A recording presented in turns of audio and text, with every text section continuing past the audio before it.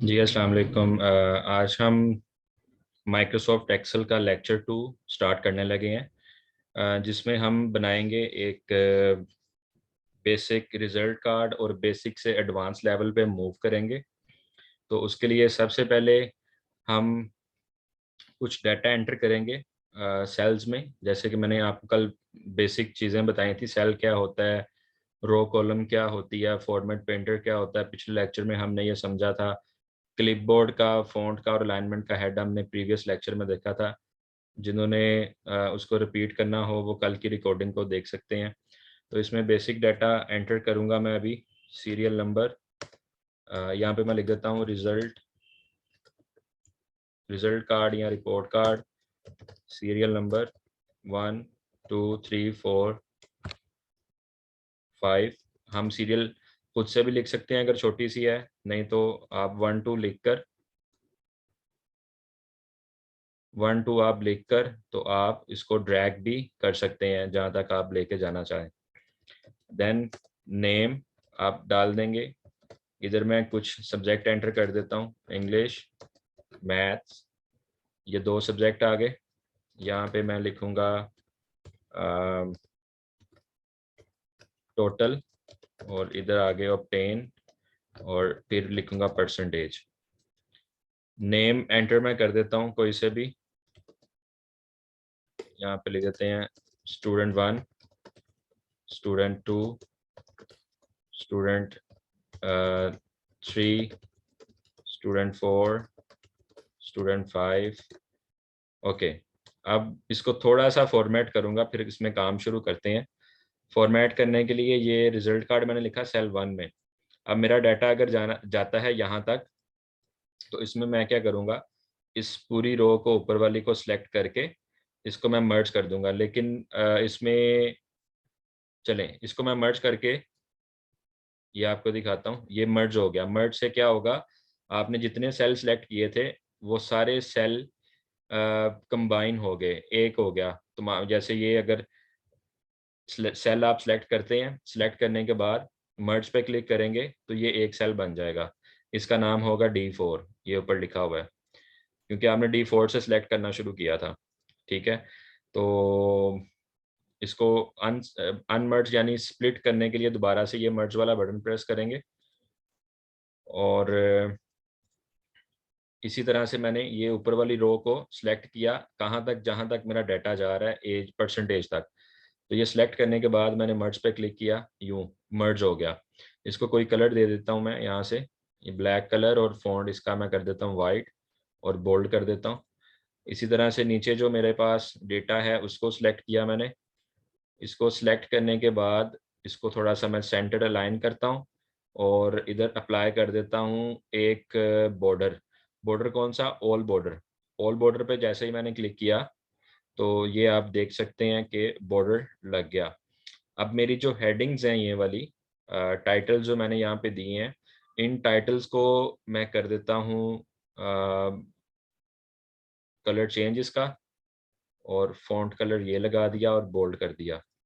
Okay जी, ये basic data entry मैंने अपनी कंप्लीट कर ली। अब फॉर एग्जांपल फर्ज कर लेते हैं कि इंग्लिश और मैथ के टोटल मार्क्स हैं 100। इधर मैंने लिख दिया 100। सेकंड पार्ट इधर भी 100। और चूंकि ये मैंने सब पे लिखना है तो मैं एक दफ़ा ही लिखूंगा, और इसको मैं कर दूंगा ड्रैग। ड्रैग करने का तरीका मैंने कल बताया था लेक्चर 1 में। क्लिक किया और ये जो मोटा सा प्लस आ रहा है ये कर्सर के साथ, इसको ये कॉर्नर पे डॉट पे ले जाएंगे और डाउन कर देंगे।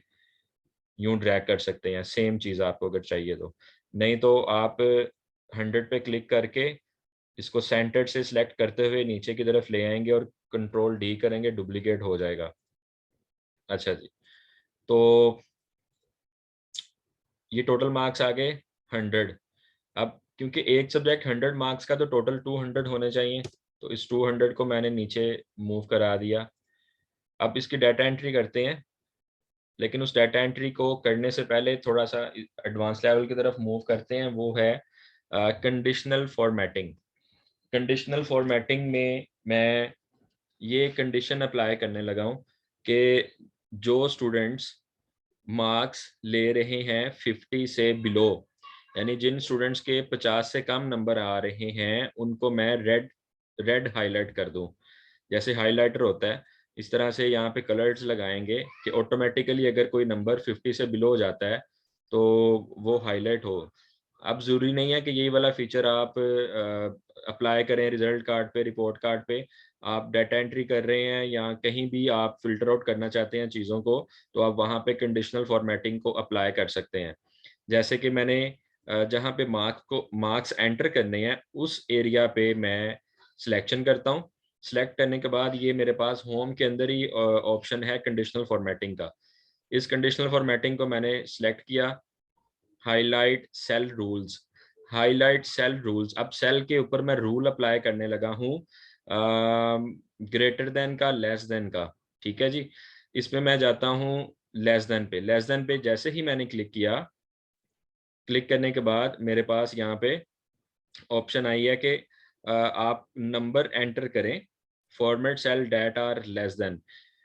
मैं इधर नंबर लिखता हूँ कि 50 से नीचे वाले जितने भी होंगे वो रेड होंगे। तो ये फिलिंग के लिए मेरे पास ऑप्शंस आगे आ रही हैं कि इनमें से मैं कौन सा कलर अप्लाई करना चाह रहा हूँ, red fill, yellow fill, green. और कस्टम फॉर्मेट में जाके मैं अपनी मर्जी से इसमें फॉर्मेटिंग भी कर सकता हूँ, फिलिंग की कोई सा भी कलर लगा सकता हूँ। तो फिलहाल जो ऑप्शंस अवेलेबल हैं उनको यूज करते हैं। Light red fill with dark red text, first option ये चूज किया, ओके। वैल्यू मैंने 50 यहाँ पे लिख दी, ओके कर दिया। इसी सिलेक्शन के अंदर रहते हुए अभी मैं ये देखें, सिलेक्शन आपने तोड़नी नहीं है, यूं ही आप सिलेक्शन बरकरार रखते हुए इस सिलेक्शन को सिलेक्ट करते हुए कंडीशनल फॉर्मेटिंग में दोबारा चले जाएंगे।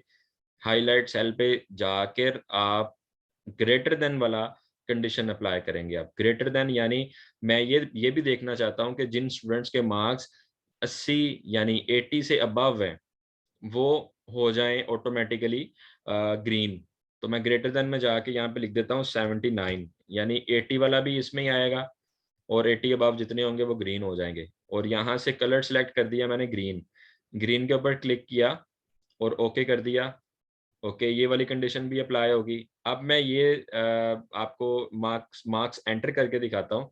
आप यहाँ पे लिखते हैं 78, इधर आप लिखते हैं 79, इधर आप लिखते हैं 80। ये 80 पे जैसे भी गया इसने ग्रीन कर दिया। अच्छा, अब मैं यहाँ पे लिखता हूँ 45, ये रेड रहा। इधर लिखता हूँ 34, रेड हो गया। इधर लिखता हूँ 90, इधर लिखता हूँ 95, इधर मैं डाल देता हूँ तकरीबन 54। तो ये नॉर्मल रेंज है, इसके ऊपर कोई भी फॉर्मेटिंग अप्लाई नहीं होगी क्योंकि फॉर्मेटिंग हमने दो कंडीशंस पे लगाई है, लेस देन 50 और ग्रेटर देन 80 पे। ठीक है जी। यहाँ पे मार्क्स को इसे भी रैंडम मार्क्स में एंटर कर देता हूँ।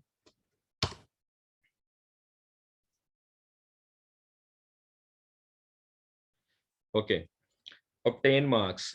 ये कंडीशन फॉर्मेटिंग अगर आपको समझ आ गई है या इसमें कोई कंफ्यूजन है, कोई क्वेश्चंस है, तो आप अपना माइक ऑन करके मेरे से क्वेश्चन कर सकते हैं, अभी पूछें।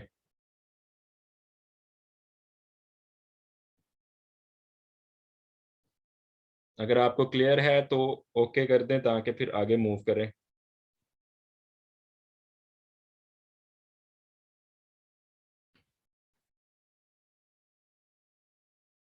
No question, okay fine. Obtain, obtain के अंदर हम सम करेंगे अपने मार्क्स का। तो सम करने के लिए कल हमने देखा था हम यूज करेंगे फॉर्मूला इज इक्वल टू से, सम का इज इक्वल टू से फॉर्मूला स्टार्ट करेंगे। Is equal to 78 plus 90, enter. और ये एक और तरीका है कि आप ये कॉर्नर के ऊपर जो डॉट है इसके ऊपर डबल क्लिक कर देंगे, ऑटोमेटिकली बाकी का सम हमारे पास आ जाएगा। दोबारा से देखें, इस सेल को क्लिक किया, फॉर्मूला इसमें हमने लगा दिया और इस कॉर्नर के ऊपर मैंने डबल क्लिक किया। ये जब मोटा सा प्लस छोटा प्लस बन जाता है तब इस कॉर्नर के ऊपर डबल क्लिक करेंगे तो ऑटोमेटिकली सबका सम आ जाएगा विद इन द रेंज, जो हमारी रेंज है। यानी हमने 5 स्टूडेंट्स का डाटा एंटर किया तो उस वहां तक आपको ये सम करके देगा। दूसरा तरीका मैंने बताया था, सेंटर से नीचे आ जाएं, कंट्रोल डी करें, तीसरा तरीका आपको मैंने बताया था ड्रैग करने का। चौथा तरीका मैंने आपको बताया था आप इसको कंट्रोल सी कर लें और आपके जो रिमेनिंग सेल हैं उनको सिलेक्ट करके कंट्रोल वी कर लें, तो ऑटोमेटिकली आपका फॉर्मूला वहाँ पे डुप्लीकेट हो जाएगा। नेक्स्ट लेक्चर्स में आप लोग ये भी सीखेंगे किस तरह से हमने जो सेल रेफरेंस हैं उनकी जो डिफरेंट टाइप हैं वो पढ़नी है और किस तरह से हम डाटा अपना फॉर्मूला लॉक कर सकते हैं, फ्रीज कर सकते हैं। वो जो एब्सोल्यूट रेफरेंस, मिक्स्ड रेफरेंस है, ये सारा हम पढ़ेंगे, रिलेटिव रेफरेंसिंग, सारी चीज़ें हम सीखेंगे इसी कोर्स के अंदर। अच्छा जी, नेक्स्ट हमारे पास आ गया परसेंटेज। तो परसेंटेज को निकालने का बड़ा ही एक आसान फॉर्मूला होता है, वो ये है, जैसे आप सारे मैथ्स पढ़ चुके हैं कि जितने मार्क्स आते हैं आप उन मार्क्स को डिवाइड कर देते हैं, तकसीम कर देते हैं टोटल मार्क्स के साथ, तो आपके पास परसेंटेज आ जाती है और आप उसको मल्टीप्लाई करते हैं 100 के साथ। तो हम इधर लिखेंगे इज इक्वल टू यानी जो आपके ऑब्टेन मार्क्स आए हैं उन पे आप क्लिक करेंगे। क्लिक करने के बाद आप डिवाइड का साइन लगाएंगे, ये वाला साइन चलता है एक्सेल में। ये साइन लगाने के बाद आप डिवाइड कर रहे हैं किसके ऊपर, टोटल मार्क्स के ऊपर आप इसको डिवाइड कर रहे हैं। आप प्रेस करेंगे एंटर का बटन। एंटर बटन जैसे ही आपने प्रेस किया तो हमारे पास आ गया 0.84 परसेंटेज। अब आप सोच रहे होंगे कि सर ने इसको 100 के साथ ज़रब नहीं दी, 100 के साथ इसको मल्टीप्लाई नहीं किया। तो वो इसलिए नहीं किया क्योंकि इसका एक ईजीएस्ट वे है, वो आपको अभी मैं बताऊंगा। हम इसको जैसे ही ये थोड़ा सा ये वाला एरिया मैं जूम करता हूँ ताकि आपको इसकी ज़रा क्लियर समझ आए। तो ये जो परसेंटेज है, इस वाले सेल को सिलेक्ट करेंगे, क्लिक करेंगे, इस सेल को एक्टिव करेंगे।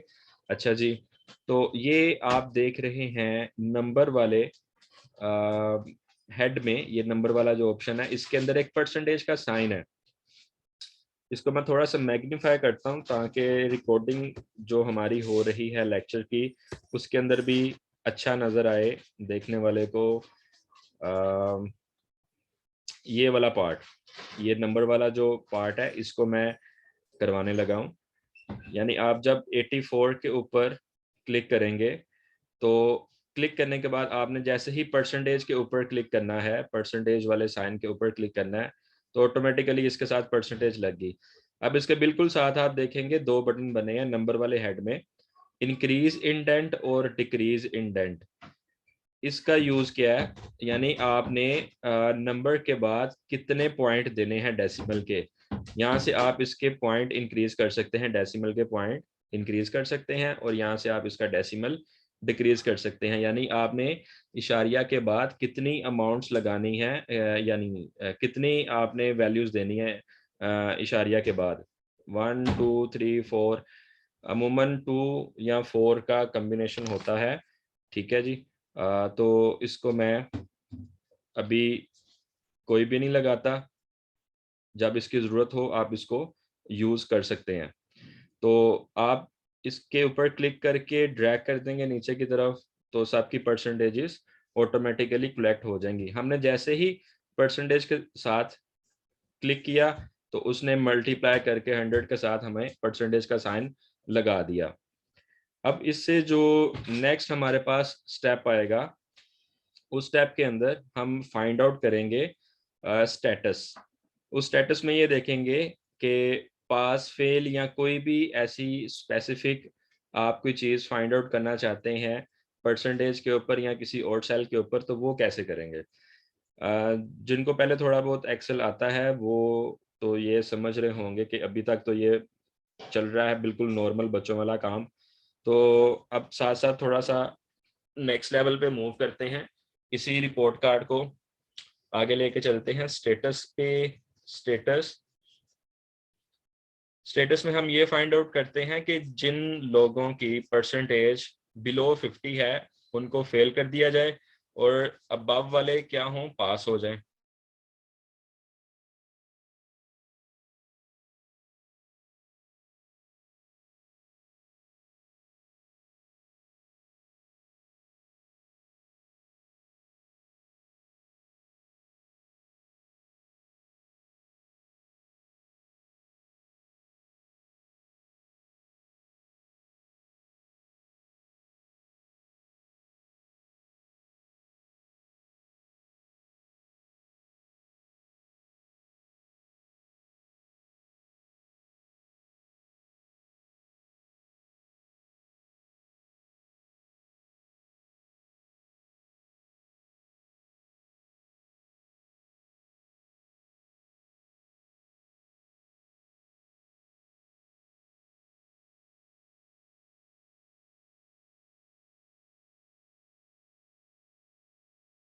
स्टेटस निकालने के लिए हमने सबसे पहले तो ये डिसाइड करना है किस तरह से हमने स्टेटस को ऑपरेट करना है।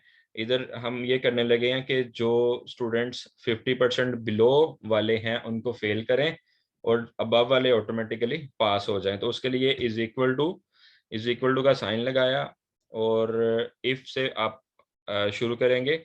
इफ अगर लॉजिक टेस्ट हमारा ये परसेंटेज है जिसको हम टेस्ट करना चाह रहे हैं, कोमा वैल्यू इफ ट्रू, यानी अगर जो हम करना चाह रहे हैं अगर ये सच साबित होता है तो क्या हो, यानी if this cell greater than, यानी एक में is equal to if this logic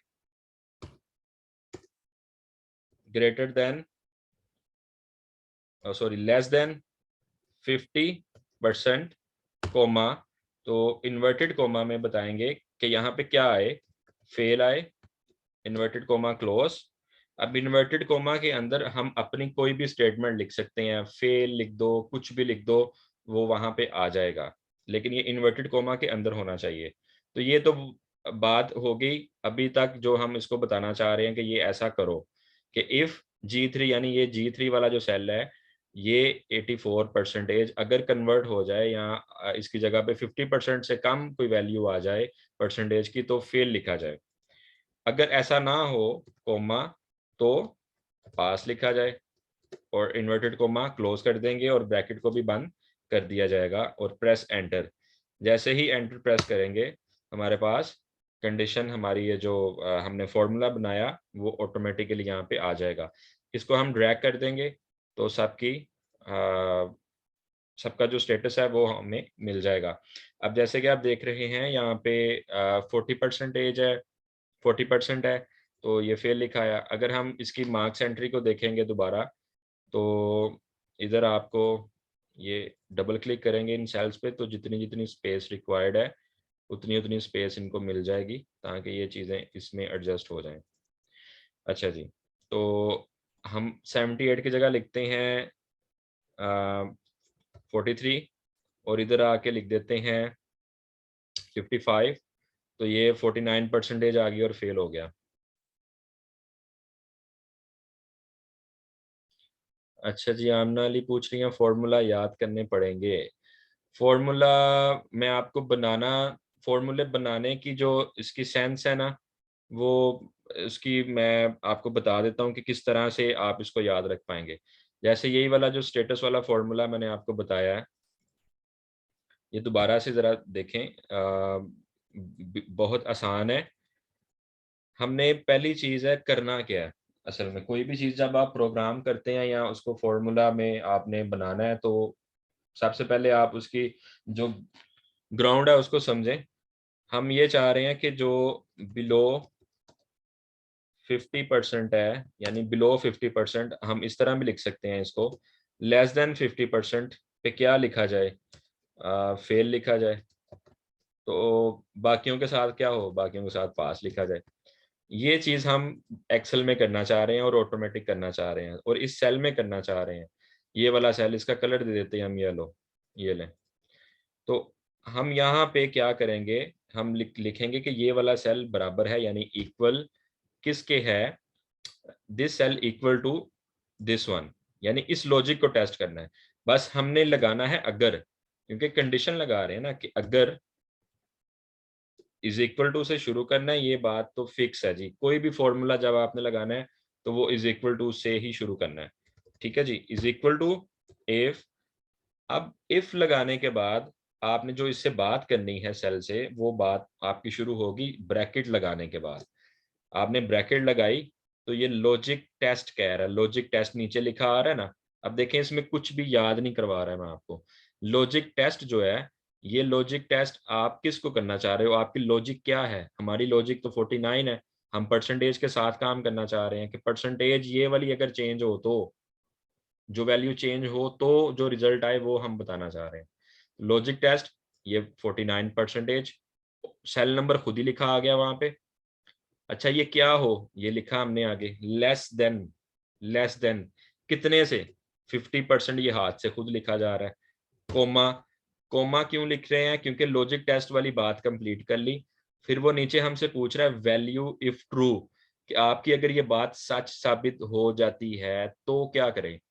inverted coma को शुरू करें और इधर हम लिखेंगे फेल। इन्वर्टेड कोमा बंद कर देंगे। जैसे ही कोमा लगाएंगे फिर अगली बात पूछेगा हमसे वैल्यू इफ फॉल्स, कि अगर आपकी ये स्टेटमेंट गलत साबित हो तो फिर हम इन्वर्टेड कोमा में उससे कहेंगे वहां पे लिख दो पास। पास की बजाय आप लिख दो पास, पास हो गया, यूं लिख दें। इन्वर्टेड कोमा बंद करें, ब्रैकेट बंद कर दें, एंटर का बटन दबाएं। चलें जी, अब इसको जब आप ड्रैग करेंगे, चलें जी, जो इन्वर्टेड कोमा के अंदर लिखेंगे वो इधर लिखा जाएगा। इन्वर्टेड कोमा से पीछे आपका प्रोग्राम बन रहा है छोटा सा, इन्वर्टेड कोमा के अंदर आपकी अपनी बात उसमें की जा रही है। फेल की बजाय आप लिख दें जी उड़ गया, तो वो आ जाएगा। यही वाला फॉर्मूला आप इधर रिपीट कर देंगे। सिंपल।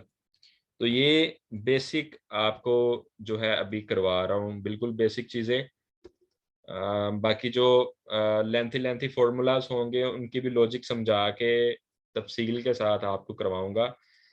और अभी तक जितना हमने पढ़ा सीखा उसमें कोई कन्फ्यूजन है तो आप काइंडली मेरे से अभी पूछें लेक्चर के दौरान, ताकि उन चीज़ों को बेहतर अंदाज से, मज़ीद बेहतर अंदाज से मैं आपको बता दूं।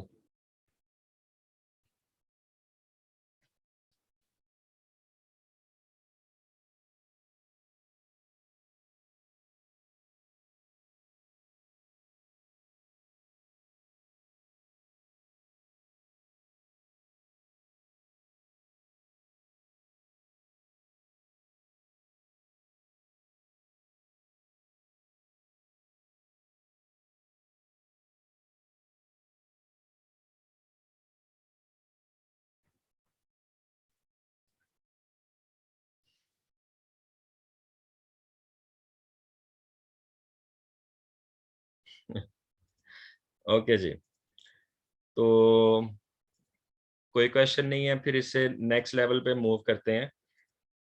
अब अगर हम कंडीशन को देखते हैं, यहाँ पे कंडीशन के अंदर हमारे पास हाईलाइट शेल रूल में आपने अभी देखा था greater than, less than.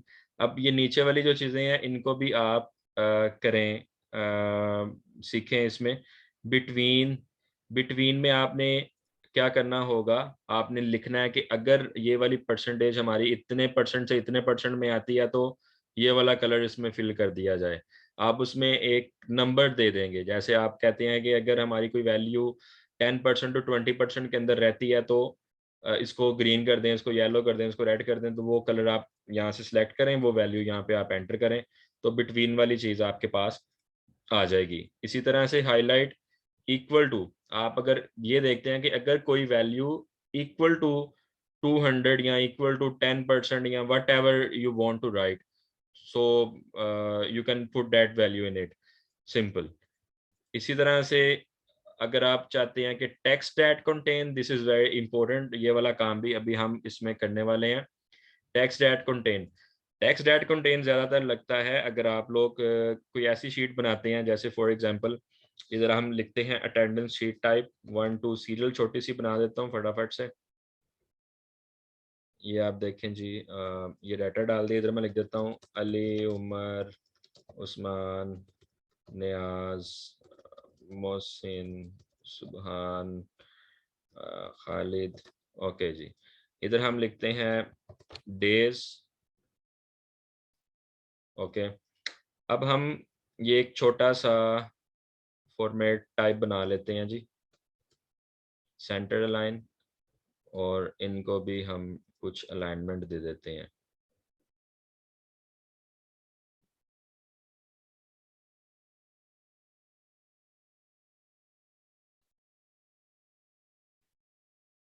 Okay, इधर लिखते हैं present, absent, present, absent, present, present, absent. यही वाला सेम हम डुप्लीकेट कर देते हैं, इधर भी, इधर भी, इधर भी, इधर भी। और कुछ वैल्यूज को अब हम चेंज करते हैं। ओके, ये सारा डेटा हमने सेलेक्ट किया। सेंटर लाइन पे क्लिक किया, टेबल लगा दिया। इसमें हम हाईलाइट करेंगे एब्सेंट को, कि पूरी शीट में हमारे पास जितना भी डाटा एंटर है इस सब के अंदर हम एब्सेंटी को कर दें हाईलाइट। तो ये टेक्स्ट दैट कंटेन वाला जो ऑप्शन है, ये वाला ऑप्शन यूज होगा। टेक्स्ट दैट कंटेन पे क्लिक करेंगे, इधर आप लिखेंगे ए को कर दें रेड फिल, ओके, सिलेक्ट रहने देंगे। इसी तरह कंडीशनल फॉर्मेटिंग में जाके दोबारा से हम यहाँ पे टेक्स्ट दैट कंटेन पे जाके लिखेंगे प्रेजेंट, और प्रेजेंट को कलर देंगे ग्रीन, ओके। इसी तरह लीव वाला आप बना लें, लीव वाले में आप डाल दें highlight text that contain, press L for leave and apply yellow colour, okay. इधर आप लिख दें लीव, तो ये येलो कर देगा इसको, ये लें जी। तो ये आपके सामने मैंने यूज बताया। अब इसी तरह से अगर यहाँ पे अली लिखा, मैं इधर भी अली लिख देता हूँ और इधर भी अली लिख देता हूँ। इसी तरह आप चेक करना चाहते हैं कि कौन सी ऐसी वैल्यूज हैं जो डुप्लीकेट हो रही हैं, रिपीट हो रही हैं, तो उसके लिए हम अपने सेल्स को सिलेक्ट करेंगे। सिलेक्ट करने के बाद कंडीशन में जाके हाईलाइट सेल रूल, और ये डुप्लीकेट वैल्यूज पे क्लिक करेंगे। डुप्लीकेट वैल्यूज पे जैसे क्लिक करेंगे हमें वो हाईलाइट करके देगा डुप्लीकेट। डुप्लीकेट की बजाय अगर आप यूनिक पे क्लिक करेंगे तो कोई ऐसा नंबर है जो यूनिक नंबर है, जो ये उसको ऑपोजिट कर देगा, बिल्कुल उलट कर देगा डुप्लीकेट के। ये डुप्लीकेट और ये यूनिक। तो इस तरह से आप इसको सिलेक्ट कर सकते हैं, अप्लाई कर सकते हैं कंडीशनल फॉर्मेटिंग को। तो आज हमने ये सीखा है किस तरह से हम रिपोर्ट कार्ड बेसिक बना सकते हैं, टोटल मार्क्स कैसे किए, कंडीशन सीखी हमने, और ये स्टेटस लगाना, बेसिक सा परसेंटेज निकालना, और ये डिफरेंट कलर्स वगैरह सेल के हमने किए। तो नेक्स्ट हम फिर कल इसके जो एडवांस फंक्शंस हैं उनकी तरफ मूव करेंगे। तो अभी जितना आप लोगों ने सीखा उसकी प्रैक्टिस कर लें, और कोई भी क्वेश्चन हो आप काइंडली ग्रुप में ओपनली मेरे से क्वेश्चन पूछ सकते हैं। जज़ाकल्लाह।